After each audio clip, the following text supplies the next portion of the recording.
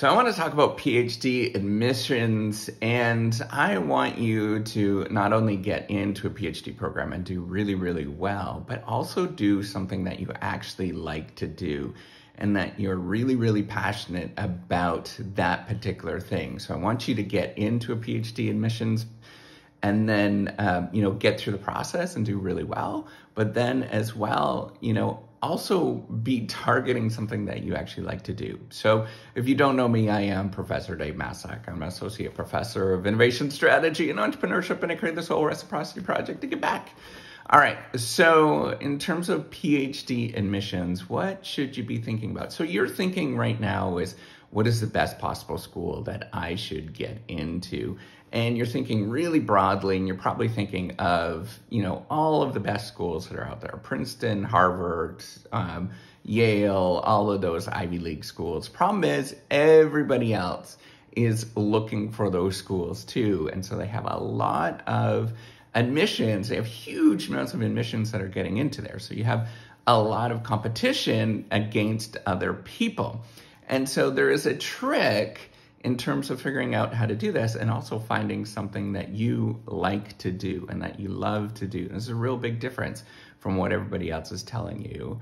And the trick is to go and do two things, right? So the first thing, I don't know what that is, do two things. So the first thing is look to see what you have done in the last 6 months that you really, really have enjoyed, right? So go and look behaviorally at all of the things that you've done that you really, really like to do, whether it's going to the gym, whether it is swimming, whether it is studying a specific topic, whether it is talking to family and friends and all of those kind of things. So once you nail down, and what you could do is actually list down the different things, the action. So spend the time, write down 25 different things that you have done, and you can even look at what the things that you've paid for.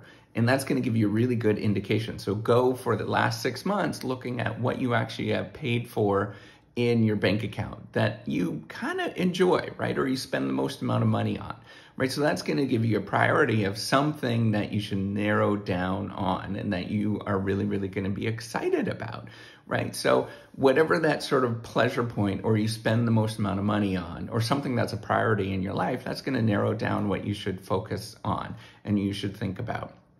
So from there, what I want you to do is then think about the marketplace, right? So you're thinking about what you really like to do. That's on the supply side. Then you want to think about the demand for that particular thing, right? So that's where you'd want to look at, you can look these up too, right? All the different salaries of different programs and different institutions and all of those kind of things. So what I want you to do is think about, if you did a PhD in, say, law, for example, how much money am I going to get? If I did a PhD in religious studies, how much money am I going to get? Sort of think about those kind of things. You can actually order those particular things in terms of what you are interested in. Now you have two criteria, right? So you have one of this is all the things I spend money on or that I really like, right? And then you have the other one, what is the possibility of actually getting a job? What is the possibility of making some money in that particular area? You line those two up, and what's going to happen is you're going to have only a few that not only are you interested in that particular thing, right? You have an interest for, but it's going to be pretty lucrative to get into that, right? So you spend all your money on your housing, for example, right? You spend tons of money on housing, and then you look it up and you find that, hey, wait a minute, one of the sort of more lucrative things is medicine, for example. Then, how does that relate together? Well, you could look at sort of injuries that are related to housing accidents or something like that. So you've narrowed it down into something that you really, really like. It seems kind of weird to do that, but that's a really important thing to think about because then you're sort of narrowing down what you're both interested in and what the marketplace is telling you, the sort of demand side for that particular thing. So you want to look at, where you're going to get pretty good incomes from that because PhD degrees, man, they vary in terms of the possibility of the income that you can actually get, right? Salaries are massively varying across a university institution because the different degrees are really, really different, right? Or, another example, I'm just thinking of one right now, interior design, right? Like you really like housing, and then you find out that interior design does pretty good. And so you might want to think about that particular domain, right? So you narrowed it down a little bit, right? So you narrowed it down into something that you really, really like to do and something that also pays well in the marketplace. Now, the last thing that you should be thinking about is not necessarily all the different institutions out there, right? What you want to do is start doing searches on the internet for professors or people that do certain research areas in that particular thing, right?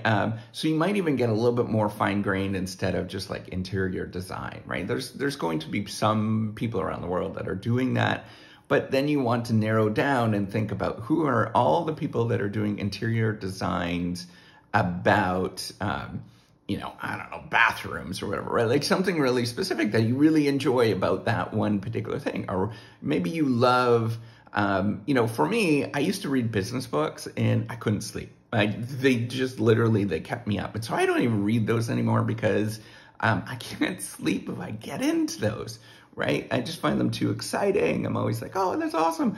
It really was like that for me. So I got into business. In particular, innovation and strategy, stuff that I really am passionate about and think about. Not to say it's not hard and it's not challenging to do these things, but it gives you sort of something to think about. So you narrow it down into those specific areas. So what you're doing is narrowing it down in terms of what you are interested in. And then you go and you start doing these Googlings, right? You Google for people that are doing stuff in those particular areas. And so you find out, actually, it's a small world, right? It's not these sort of big blanket universities. What you're finding out is that the number of people that are doing research on the one particular thing that you really like, right? So maybe it's about enzymes or something to do with, turtles, sea turtles. Well, you find out that it's really narrow in terms of the number of people that are doing sea turtles in this particular domain that's maybe, somewhat profitable, not for profit stuff about sea turtles. I don't know. And then you realize that, hey, wait a minute, there's only half a dozen people or a dozen people around the world. Maybe there's 30 people that study this particular thing. And you realize like, hey, I'm going to contact those particular people. That narrows down your choice set. And those people are not going to be all at one particular institution, right? They're not going to be all at Stanford or whatever. They're going to be all over the world, and they are pretty good, right? Like you can narrow it down, and then you're going to find somebody that you really, truly, passionately are interested in, and then you can sort of reach out about that particular thing, right? Because they are doing their thing, right? The way it's worked is not, you don't do this blanket PhD degree thing. You're doing it in specific areas. You're sort of exploring in these domains that you might be interested in, right? So I love innovation. I think that's really cool, and technological innovation, and things related to failure. I've had a lot of that in my life. So I investigate that, right? Like that's one particular domain. I'm also doing this whole reciprocity project in terms of building this platform. So there's a number of people that are actually building and doing stuff on platform research. So the number of people that are doing stuff on platform research is maybe 50, right? Like 50 people in the world right now, maybe 100 that you could sort of broadly. Number of people that are actually building a platform at the same time, the reciprocity platform, is me. That's the way it works, right? Like there's nobody, there might be one more person that I might kind of know of, but generally there's nobody doing this kind of stuff. Number of people that are studying innovation and failure, right? Like those two things combined, I can count maybe a dozen, and they're all at different institutions. They're all over the place.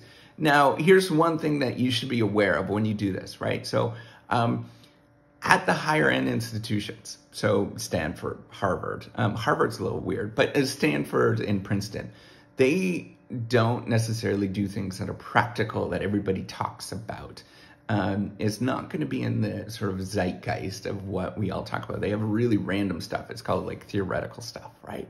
So you need to think about how to translate what you are thinking about into some theoretical idea a little bit more. So you have to do a little bit of translation to make it a little bit more broader when you do that. So that's the caveat, to think about those particular things. So if you like this video, hopefully this helps out with your PhD admissions. Remember, it flips it on the head. And then you have the power, right? Like it's not you sort of grappling for this particular, PhD admissions. What you're looking for is something that fits you. You're finding somebody that actually likes what you're doing, you love to do, and that's actually the way that you should be thinking about PhD admissions going through. And then from there, you notice the admissions process is just another little thing that you have to go through, right? It's to check off boxes once you find that, because then you can have a conversation with somebody that's actually interested in what you're doing, right? Like everything is very much about your passion in this particular area, and that matters a lot. You're flipping the PhD admissions totally around. You still have to check off those boxes though, right? So you still have to do well on those standardized test scores. Unfortunately, that's what the schools compete on. They do. They compete on those stupid numbers. Everybody hates it, but that's not going to change anytime soon. It's like been going on for many years now, decades. So get those test scores up as high as you possibly can. Redo things.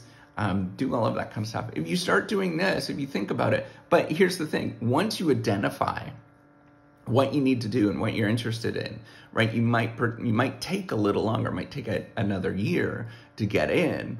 But once you identify where you need to go, what you're interested in, then it gets really small and you know what the criteria is to get in, and the problem becomes a lot easier.